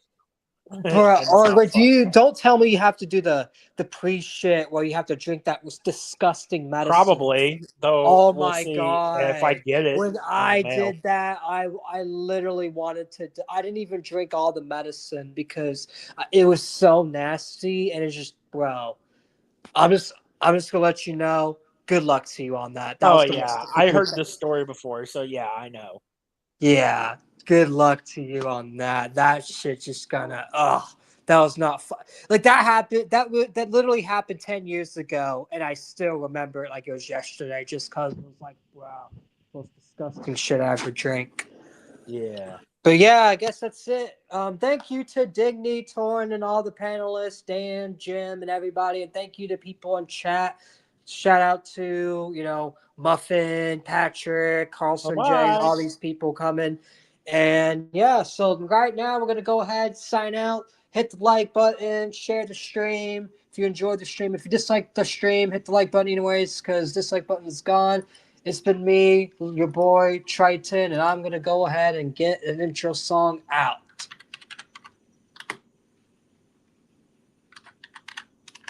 Bye for now.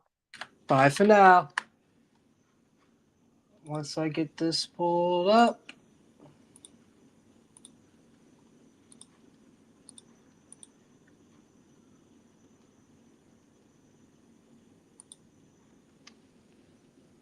All right, bye-bye for now. There's a spark in your eye and a grin on your lips. She's a demon and I can't resist her on a night like this. Say that you're fine, but I know that you're a wreck. There's a chill up my spine with your hands around my neck. Handcuffed to your side, and know that I can't live. I'm fixated on asphyxiation, but without you I can't breathe. Ooh, you never say please. Might as well be deceased. Yeah, I'll make sure the sticks fall for all of your tricks. Oh, I gotta admit, I kinda dig crazy chicks. Tossing, turning, I run through your mind. You kill for me, yeah, you creepy when you're kind. You do so much for me, got me under your legs, yeah, I'm perplexed, I'm it all in your hands, and it's so plain to see.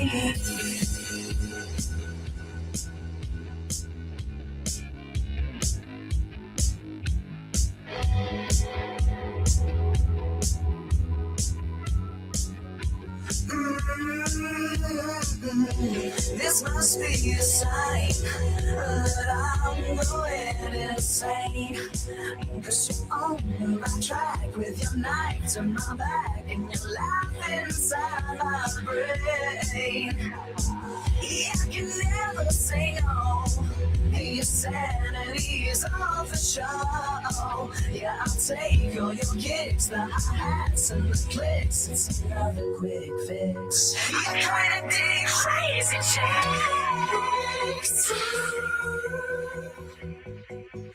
You're kind of dig crazy chicks. We're kind of dig crazy chicks. Tossing, turning, I'm under your mind. You kill for me, yeah, you breathe me when you're kind. You can do so much for me. I'm a dog in your hands and it's so plain to see. Yeah, I'm a dog in your hands and it's so plain to see.